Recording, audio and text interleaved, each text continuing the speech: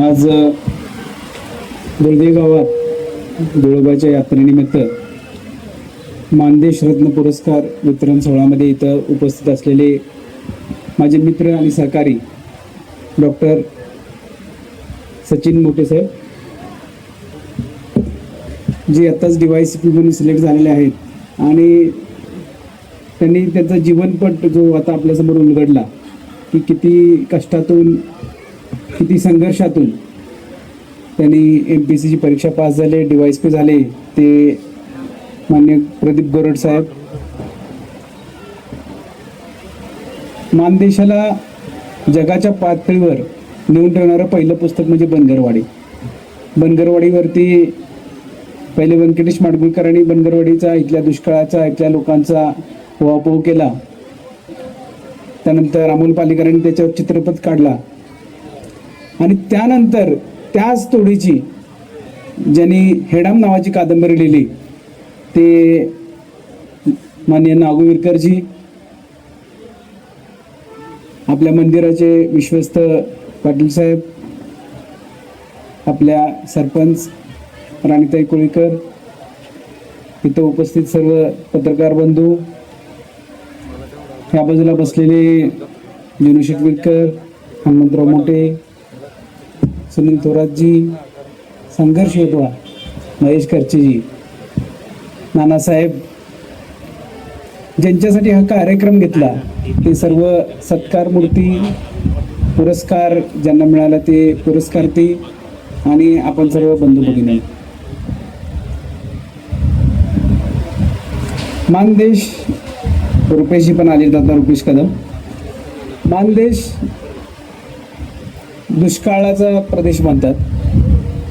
दुष्काळ टप्प्याटप्प्यानं अख्ख्या महाराष्ट्रात बघितलेला आहे प्रत्येकाने. आपण बघतो की मराठवाड्यात दुष्काळ झालाय, आपण बघतो की विदर्भात सुद्धा दुष्काळ झालाय.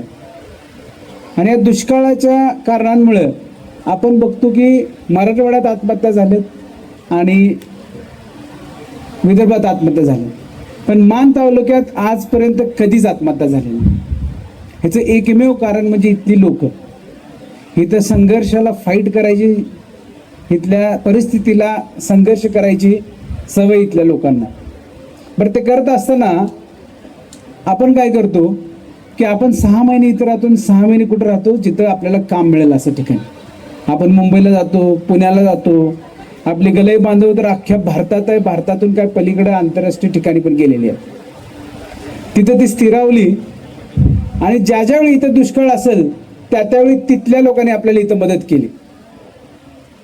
त्यामुळं आपल्या ह्या भागात कधीच आत्महत्या झाली नाही, कारण आपण एकत्र राहण्याची आपल्याला सवय आहे, आपल्याला एकामेकाला मदत करायची सवय आहे आणि एकामेकाला आपल्याला प्रोत्साहन द्यायची सवय आहे.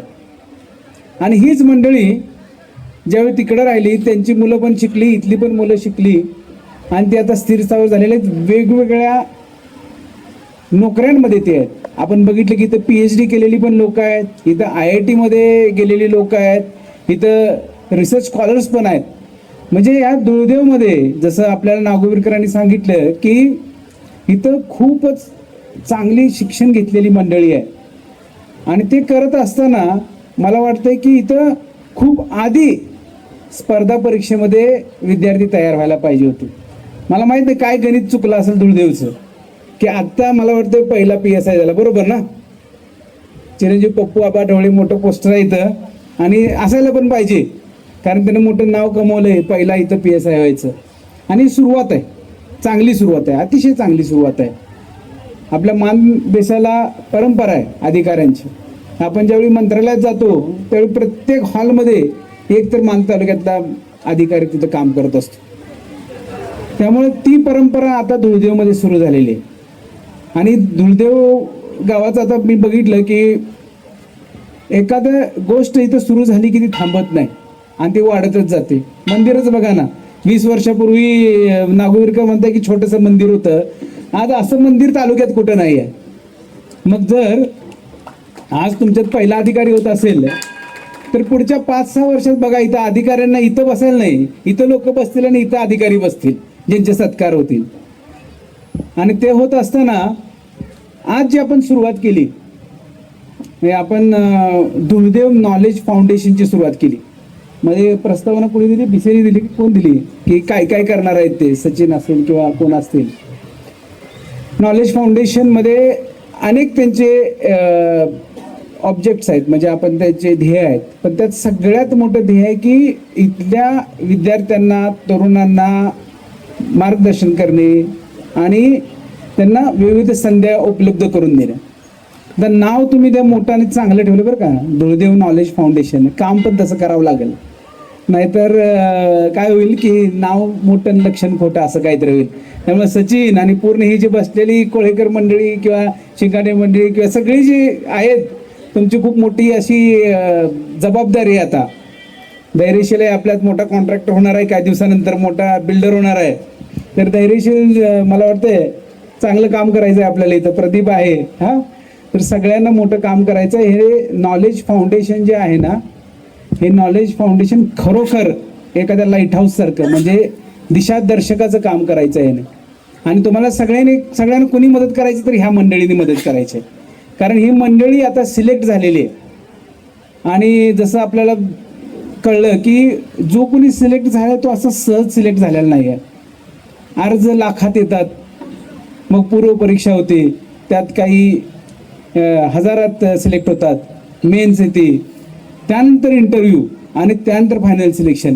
मग लाखात एक अशी सिलेक्शन झालेली मंडळी इथं आहे. मग ते करत असताना 4-5-6 वर्ष जातात. आणि ते 4-5-6 वर्ष ज्यावेळी जातात त्यावेळी त्यांना खूप चांगला अनुभव आलेला असतो. त्या अनुभवाचा वापर आपल्याला इथं करायचा आहे. म्हणजे मागं मी आता परवा दिवशी बेंगलोरला गेलो होतो, पोपटराव पवार माझ्याबरोबर होते. पोपटराव पवारांनी हिवरे बाजारची मोठी डेव्हलपमेंट केलेली आहे, म्हणजे वॉटरशेड डेव्हलपमेंट असेल, जलसंधारणाचं मोठं काम केलं आहे. त्यांना 20 वर्ष लागली हे काम करायला. प्रत्येक गोष्टी ते करायचे, मोडायचे, परत करायचे, परत त्यांना कळायचं की असं नाही तसं करायला पाहिजे, असं 20 वर्ष लागली त्यांना गाव सुधारायला. पण त्यांनी काय केलं, तेच सगळी जी कामं केली ती 45 आणि 50 दिवसात कशी करता येईल असं पॅकेज डेव्हलप केलं. आपण ते पाणी फाउंडेशनमध्ये बघितलेलं की 45 दिवसात कसं गाव एक करू शकतो, ज्याला पोपटराव पवारांनी 20 वर्ष लावली. तर ते नॉलेज पॅकेज जे त्यांनी सगळ्यांना वाटलं, तसं ह्या लोकांकडे ते नॉलेज पॅकेज आहे. ह्याने काय करायचं आहे, इथल्या कुठल्याही विद्यार्थ्याला ते नॉलेज पॅकेज द्यायचं आहे, जेणेकरून काय होईल की इथला विद्यार्थी तीच काम, आता म्हणजे दुर्देवला जर 20, 25, 30, 40 वर्ष लागत असेल पहिल्या अधिकारी वेळेला, पण पुढच्या अधिकाऱ्याला पटपट होता येईल ह्यांच्या याने. म्हणजे काय आहे की लसीचा शोध लागायला 20 वर्ष लागतात, पण ते लसीकरण करायला काय जास्त वेळ लागत नाही. आणि एकदा का लसीकरण झालं की आपली रोगप्रतिकारशक्ती चांगली येते. अशा प्रकारे ह्या मंडळीची मदत झाली पाहिजे. मध्ये बोलताना बऱ्याच लोकांनी म्हणलं की एक सामान्य शेतकऱ्याचा मुलगा आहे, सामान्य मेटमळाचा मुलगा आहे, सामान्य शिक्षकाचा मुलगा आहे. तुम्हाला सांगतो, हे जे विद्यार्थी सिलेक्ट होतात त्यांचे आई वडील हे सामान्य नसतात. ही सगळी असामान्य शेतकऱ्याची, असामान्य मेंढपाळाची, असामान्य शिक्षकाची मुलं असतात. कारण हा जो खेळ आहे, MPSC करायचा, UPSC करायचा, हा खेळ सोपा नाही. हा खेळ 5-6 वर्ष चालतो.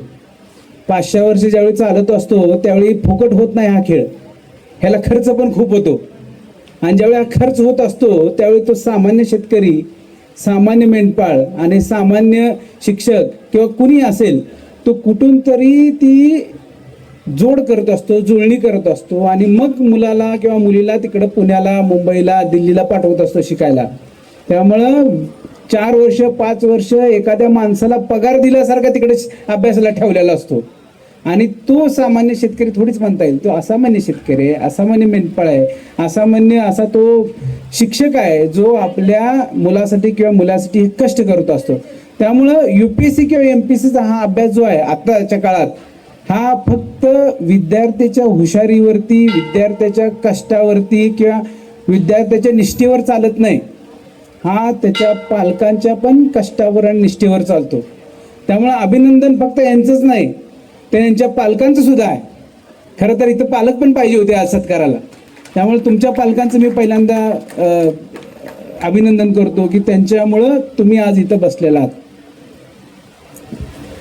आपण बघतो की मान तालुक्यात दुष्काळ आहे. आता बऱ्याच ठिकाणी पाणी आलंय, परिस्थिती सुधारायला लागली आहे. पण तरी सुद्धा आपण काही कोल्हापूरचा भाग झालेला नाही आहे. किंवा आपण नाशिकचा भाग झालेला नाही की इतकी सधन शेती आपल्याकडे आहे. आजही मार्च महिन्यात पाणी संपतं आपला ऊस जळून जातो. दुसरा विषय म्हणजे आपण पीक पद्धती बदलली पाहिजे, वॉटर मॅनेजमेंट केलं पाहिजे, वॉटर बजेटिंग केलं पाहिजे, या सगळ्या आजचा विषय नाही आहे. ह्याचं वर्कशॉप नॉलेज फाउंडेशन परत कधीतरी करू आपण शेतकऱ्यांसाठी. हा महत्वाचं मला काय म्हणायचं की शिक्षणाचं महत्व आज पण आहे, काल पण होतं आणि उद्या पण राहणार आहे. शिक्षण घेतलं तरच आपली मुलं पुढे जातील. भले शेती करू देत पण शिक्षण घेऊन शेती करू देत. जसं सचिन साहेब म्हणले की मेंढपाळ हा आपला पारंपरिक व्यवसाय आहे, तो पण शिक्षण घेतल्यानंतर एक नवीन पद्धतीने आपण करूया. एक तर आपण थोडा मॉडिफाय करूया, जास्त मोठ्या प्रमाणात करूया, त्यासाठी पण शिक्षण महत्वाचं आहे. त्यामुळे शिक्षणाकडे आपण अजिबात पाठ फिरवायला नाही पाहिजे. शिक्षणाशिवाय काही होऊ शकत नाही. आज जी इथं मंडळी बसलेली आहेत किंवा जी काही दिसत आहेत आपल्याला मंडळी इथं, ज्यांनी आयुष्यात थोडंफार काहीतरी केलंय ते शिक्षणाच्या जोरावर केलंय. त्यामुळे शिक्षणाला खूपच महत्व आहे. त्यामुळे इथं बसलेल्या सर्व पालकांना माझी विनंती आहे की शिक्षणाची पाठ अजिबात सोडू देऊ नका आपल्या मुलांना किंवा मुलींना. आणि मुलींना विशेष खूप महत्वाचं आहे. काही काही गावांमध्ये गेल्यावर असं दिसतं की 10वी नंतर बऱ्याच मुलींचे लग्न झालेले आहेत, 12वी नंतर लगेच लग्न झालेले आहेत. आपण मुलींना शिकू दिलं पाहिजे. इथं स्पोर्ट्समध्ये जे काही आपण सत्कार केले ते फक्त मुलींचे केले. आज कोण 600 मीटर पळतंय, कोण 800 मीटर पळतंय, कोण हर्डल्स रेस करतंय.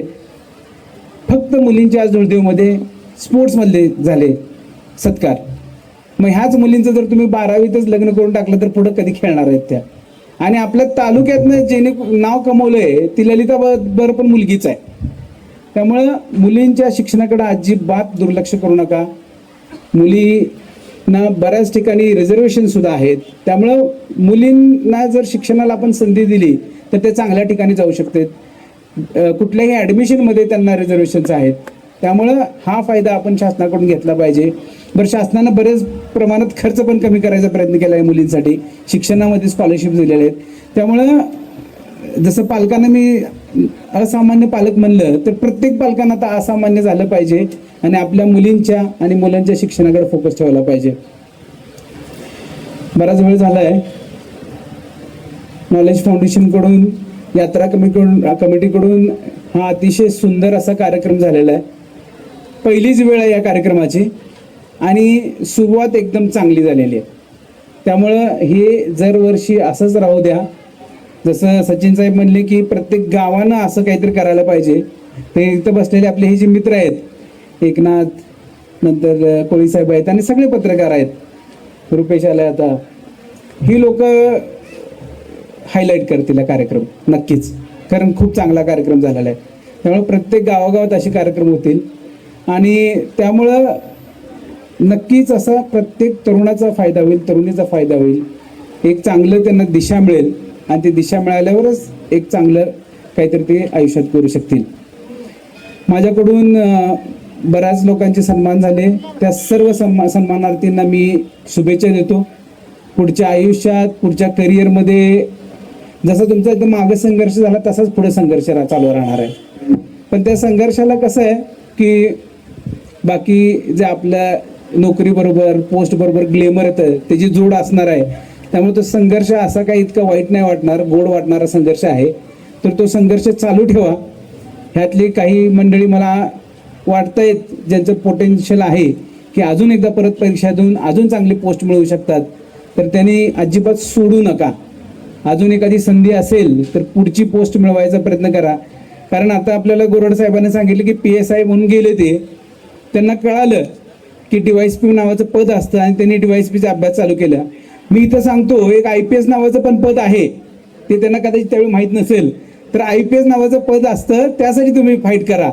म्हणजे डायरेक्ट तुम्ही SP म्हणून लागाल आणि परत म्हणू नका की मला IPS नावाचं पद माहीत नव्हतं.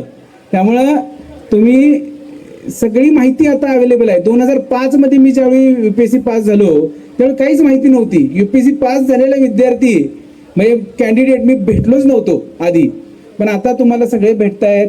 तुमच्या खिशात क्लास होत आहेत. UPSCचे, MPSCचे, कुठल्याही स्पर्धा परीक्षेचे, नीट असू दे, CET असू दे, तुमच्या खिशात ते क्लासेस होत आहेत. तर ते क्लासेस आहेत खर्च पण तसा कमी झाला आहे. तर संधी सगळ्यांना आहे, आपण कष्ट केलं पाहिजे आणि सातत्यपूर्ण कष्ट केलं पाहिजे. 2 ते 3 वर्ष कष्ट करायची तयारी ठेवा, आपल्याला नक्कीच काहीतरी सक्सेस मिळेल. मला इथं बोलवलं, तर माझा इथं सत्कार केलात, मला बोलायची संधी दिलीत आणि माझे 2 शब्द शांततेने ऐकलेत, त्याबद्दल मी सगळ्यांचा आभारी आहे. यात्रा कमिटीचा, नॉलेज फाउंडेशनचा खूप खूप आभारी आहे. धन्यवाद. धन्यवाद साहेब, आपल्या मनापासून. अशाच नवनवीन अपडेटसाठी आमच्या खबर गावाकडची या चॅनेलला सबस्क्राईब करा, आमचे व्हिडिओ लाईक करा आणि शेअर करा. धन्यवाद.